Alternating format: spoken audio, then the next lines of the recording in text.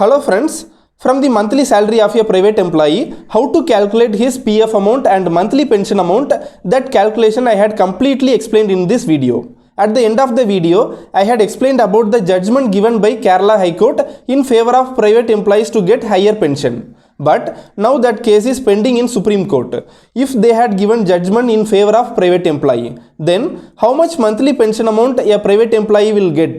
That calculation also I had put in this video. Mostly all private employees will be a member of Employees Provident Fund Organization. That means you will have an account under Employees Provident Fund Organization. This organization is working under the Ministry of Labor and Employment. Every month 12% of your salary will be deducted from you and contributed in this account. This contribution is known as employee contribution. That same 12% of your salary amount will be contributed in your account by the employer also. This contribution is known as employer contribution. For example, let me assume that in one person's salary, basic plus DA is 10,000 rupees. Then in 10,000, 12% means 1,200 it will come. That 1,200 rupees will be deducted from your salary and will be contributed in your Employees Provident Fund Organization account. That same 1,200 rupees your employer also will contribute in your account. Under your Employees Provident Fund Organization account, there will be two types of account. First is EPF account, that is Employees Provident Fund. This account is like your retirement saving scheme. The amount available in this account is known as PF amount. If you leave the job from one company and if you didn't join in any other company for next 2 months, then you are eligible to withdraw the full PF amount available in this EPF account. Otherwise, private employees retirement age is 58. At the age of 58, you can withdraw the full PF amount which is available in this EPF account. Second account is EPS account, that is Employees Pension Scheme. This account is like your pension account. If you are doing service in private organization for minimum 10 years, then you are eligible to get monthly pension. From this EPS account, you will start getting monthly pension from the age of 58. Suppose if you are working less than 10 years and further if you are not going to join in any other job, then like PF amount, you can withdraw the full amount available in this EPS account. For every employee, one universal account number will be given. Through this UAN number, they can manage their EPF and EPS account in online itself. If a person worked in one company for 8 years and worked in another company for 6 years, then his total service will be 14 years.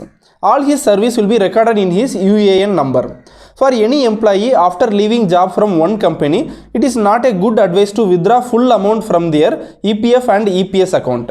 Instead, they can link their old EPF and EPS account in their new company so that during their retirement, they will get a nice benefit. From your monthly salary, 12% of basic pay plus DA will be deducted as an employee contribution. This employee contribution 12% will be fully contributed in your EPF account, that is Employees Provident Fund account.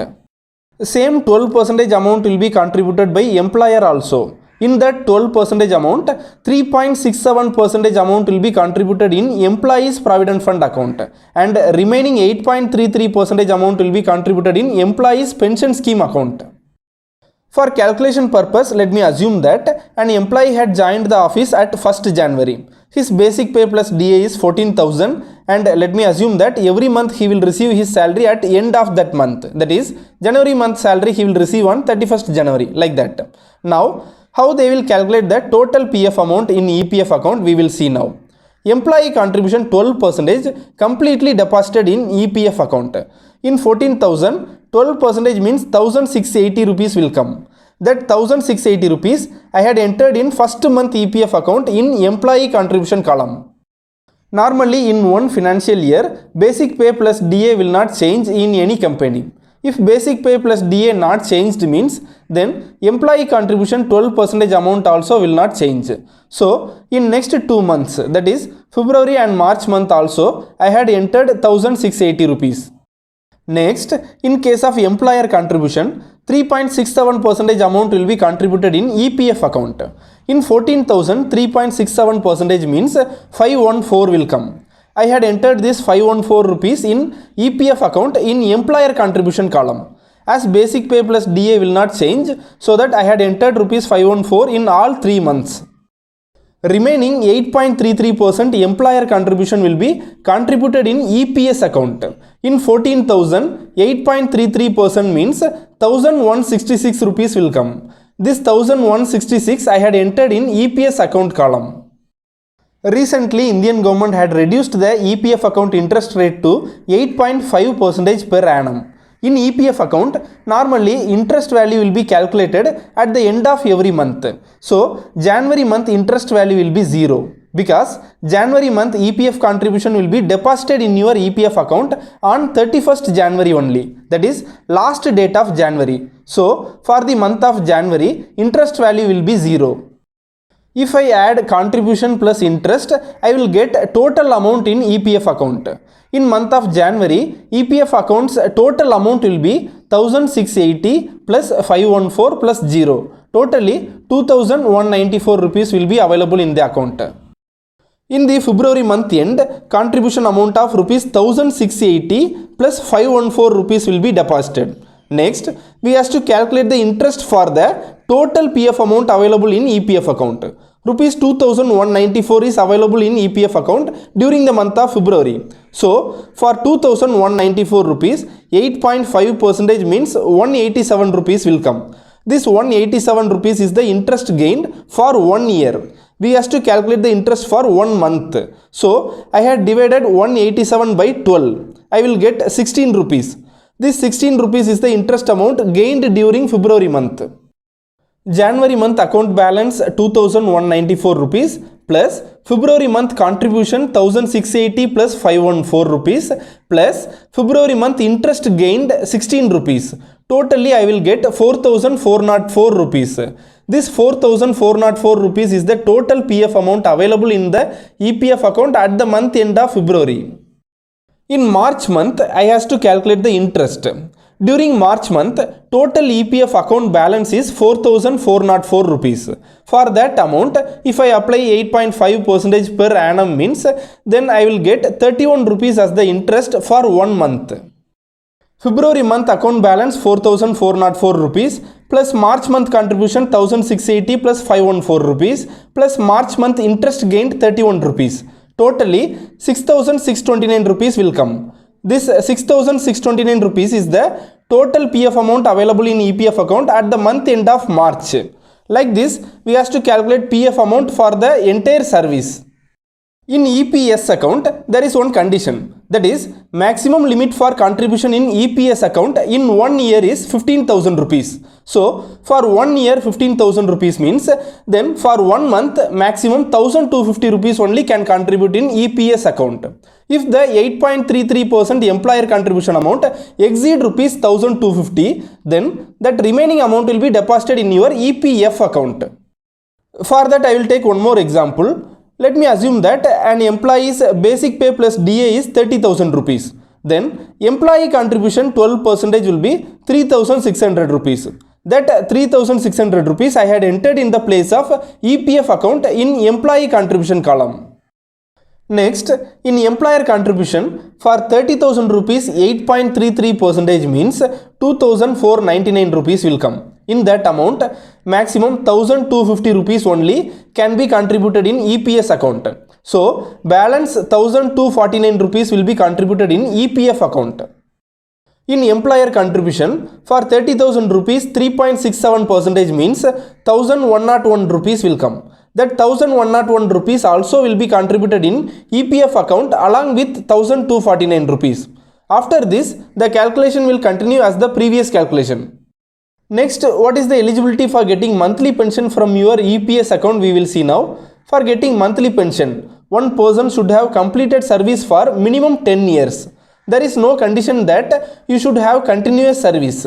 For example, if a person worked in one company for 4 years and in another company for 6 years, then his total service will be 10 years. So, that person is eligible to get monthly pension from his age of 58.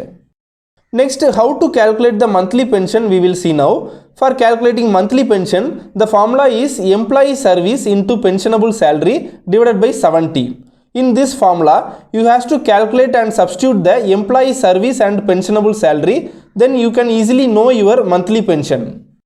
First, we will see employee service. The total service of a person is nothing but the employee service. Suppose one person's service is totally 15 years, then he has to substitute 15 in the place of employee service. If any person having service of 20 years or more than that, then for that person additional 2 years bonus will be given in employee service. For example, if a person had completed service of 22 years, then he has to substitute 22 plus 2, that is 24 years in the place of employee service. For any person, maximum employee service considered will be 35 years. For example, let me assume that a person had completed service of 38 years. Even though he had completed 38 years, he has to substitute only 35 years in the place of employee service. Next, we will see pensionable salary. Pensionable salary is nothing but a person's average salary of last 5 years of service. For calculating pensionable salary, a person has to add his total basic pay plus DA, what he had received in last 5 years. Then divide that value by 60, so he will get his pensionable salary. There is a condition that maximum pensionable salary for one person is 15,000 rupees. For example, let me assume that a person's average salary of last 5 years was 20,000 rupees. Even though his pensionable salary was 20,000 rupees, still he has to substitute rupees 15,000 in the place of pensionable salary. That is, 15,000 rupees is the maximum limit for pensionable salary. For example, let me assume that a person's total service was 25 years and his pensionable salary was 9,000 rupees. As that person's total service was 25 years, he will get plus 2 years bonus. So, employee service 27 into pensionable salary 9,000 divided by 70, 3,471 rupees will come. That person will get 3,471 rupees as monthly pension after his age of 58.